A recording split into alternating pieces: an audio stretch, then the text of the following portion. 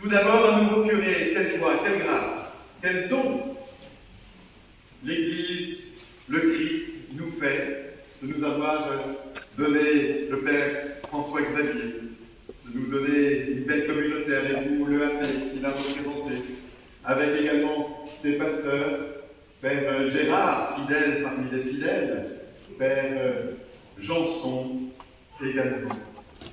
Et la rentrée commence fort parce qu'il y a non seulement nous qui formons cette Église, mais il y a cette parole de Dieu sur laquelle nous reposons, chacun d'entre nous. Et cette parole de Dieu, avouons-le aujourd'hui, ne nous épargne pas. Tout d'abord, cette première lecture, elle commence ainsi, si vous ne l'avez pas entendue. Écoutez ceci, vous qui écrasez le malheureux pour anéantir les humbles de ce pays. Puis ensuite, l'Évangile, qui, avouons-le, reste bien mystérieux pour chacun d'entre nous. Quand nous entendons dans la bouche même de Jésus, faites-vous des amis avec l'argent malhonnête. Jésus ferait-il l'éloge de la malhonnêteté? Rassurez-vous, non. Mais il est important, peut-être pour chacun d'entre nous, en ce début d'année, c'est tous les 3 ans que cet évangile revient de mieux le comprendre. Et vous l'aurez compris, la fin de l'évangile vous le redit, il nous faut choisir. Et quel meilleur moment dans une vie qu'un début d'année pour re-choisir le Christ. Et en l'occurrence, c'est choisir entre le Christ et l'argent dans ces lectures. Alors pour bien comprendre cet évangile, il nous faut rentrer dans cette dimension à laquelle Jésus nous appelle, chacun d'entre nous, tous les jours de notre vie. Non pas ce que je veux, mais ce que tu veux, Seigneur. Le Christ nous propose une certaine dépendance à lui, qui nous fait entrer dans un bonheur que seul le chrétien peut connaître, que l'argent même ne peut pas nous donner. Ce bonheur intérieur que même, je pense que le Père François-Xavier vous le montrera à travers son témoignage, à travers ce beau continent qu'est l'Afrique, d'où il vient, que même lorsqu'on est pauvre matériellement, nous avons un trésor, et ce trésor, il se trouve dans notre cœur, c'est notre relation avec notre Dieu, avec notre Seigneur.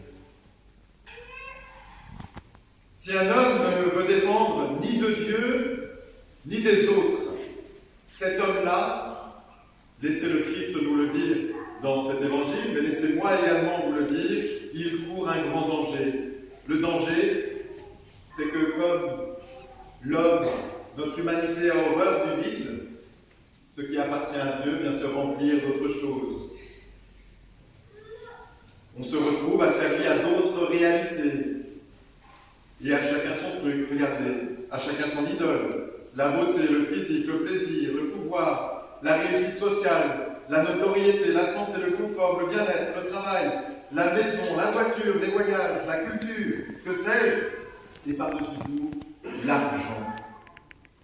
Qui apparemment, cet argent, qui est trompeur, nous dit Jésus, nous assure toute la liberté.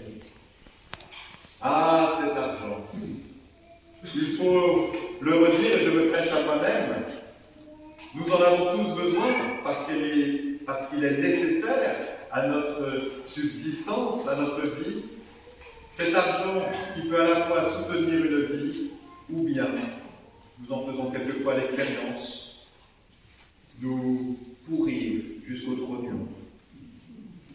Le Christ a donc raison de nous mettre en garde aujourd'hui. C'est difficile à entendre, mais essayons de l'entendre.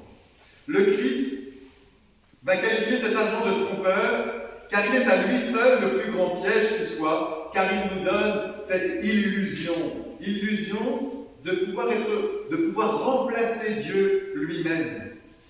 Pourquoi? Parce que quand on le possède, on peut tout se permettre. Acheter, acquérir, posséder, vivre en sécurité, ne plus penser au lendemain, transcender notre existence quotidienne, ajouter du soleil à nos mornes journées, assurer de ne plus manquer de rien, profiter des plus belles choses, avoir accès au sort des grands, mais avec ça, il y a le risque de l'arrogance et de la suffisance. On en fait tous également l'expérience. Quand nous avons l'argent, nous nous coupons des autres. Alors, quelle pauvreté au final que cet argent. Quel risque au soir de notre vie de nous rendre compte que nos comptes en banque sont remplis, mais que finalement, nous sommes vides et vides d'amour. Permettez-moi de vous livrer un petit témoignage. Témoignage qui nous est proche, pourquoi? Parce que cela s'est passé dans un centre hospitalier qui est sur votre paroisse. Une personne me faisait cette confidence alors que j'allais la visiter à l'hôpital. Elle se retrouve, cette personne, dans un lit, alors que cette personne n'a jamais manqué de rien dans sa vie. Ne pouvant plus marcher, ne pouvant plus faire les gestes même les plus simples. Et c'est alors que dans ce lit d'hôpital, me recevant, qu'elle me redit, avec un sourire plein de compassion, et un sourire qui découvre finalement l'essentiel, et cela grâce à l'aide d'une aide-soignante qui lui apportait à cet instant même, pardonnez-moi, mais le bassin. Il me redit qu'il n'avait jamais eu besoin de personne dans sa vie, et qu'il avait enfin compris que la vraie valeur de la vie, c'est l'amour passant d'un cœur à l'autre, passant sous la forme d'un service, d'une aide, d'un soutien, d'un regard, d'un sourire.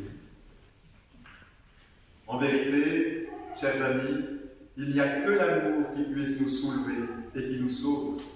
L'amour que nous pouvons donner, celui que nous recevons, c'est celui-là qui forme notre vrai capital pour nous chrétiens.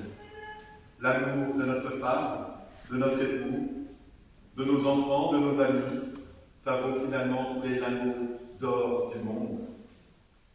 Et il est beau, d'ailleurs, et cela me permet de faire le lien avec cette installation que nous vivons ce matin. Un curé, vous savez ce que ça veut dire un curé? Ça vient du latin curare, prendre soin de. Un peu comme cette aide-soignante qui prend soin de tous ceux avec lesquels il est appelé. Il reçoit, le curé, la charge de vous faire vivre dans la communion fraternelle. Et cela avec l'aide de vous, l'EAP, tellement important, une EAP dans une paroisse. Il doit en effet rassembler, faire vivre ensemble des personnes, vous serez d'accord avec moi, si diverses quant à l'âge, quant aux origines sociales, aux sensibilités, au parcours spirituel, etc. Car une paroisse n'est pas une association spontanée de personnes semblables, bien pensantes, que non. Une paroisse est un rassemblement voulu par Dieu lui-même, pour être, selon la belle formule du Concile Vatican II, dans Lumen Gentium, le signe et le moyen de l'union intime avec Dieu et de l'unité de tout le genre humain. C'est beau d'entendre, vous les personnes de l'EAP, dire tout à l'heure, il y a des croyants sur notre paroisse, mais pas que, d'où l'importance de prendre soin de tous. La mission d'un curé de paroisse s'articule également sur 3 piliers, je ne serai pas trop long, c'est enseigner, sanctifier et gouverner. J'avais prévu de vous dire un peu ce qu'il en était de tout cela, mais je pense que ça va être bien. Enseigner, sanctifier et gouverner. Aidez-le dans ces 3 points si importants, ces 3 piliers qui lui sont confiés aujourd'hui pour vous. Alors, cher François-Xavier, avec toute l'équipe que tu as autour de toi, Père Gérard, Père Stéphane, avec Jean-Michel, les diacres, avec ton EAP, avec tous tes paroissiens, que le Seigneur te bénisse et te bénisse abondamment dans cette belle mission, mais une mission que l'on dit également être une charge. Alors aidez-le également, chers paroissiens. Que le Seigneur rende ton ministère fructueux. Amen. Amen. Que celui-ci trouve auprès de vous des frères et des sœurs réceptifs à la bonne nouvelle, Amen. ardents à grandir dans la foi, dans l'espérance et dans la charité. Amen. Et que votre communauté paroissiale, chers amis, chers frères et sœurs, soit aussi davantage missionnaire. Nous ne pouvons pas rester qu'entre nous. Nous avons reçu un trésor, il est là, et il est d'abord là pour être rayonné bien au-delà des murs, bien au-delà de nos frontières.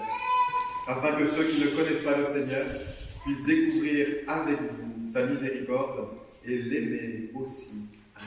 Amen. Amen.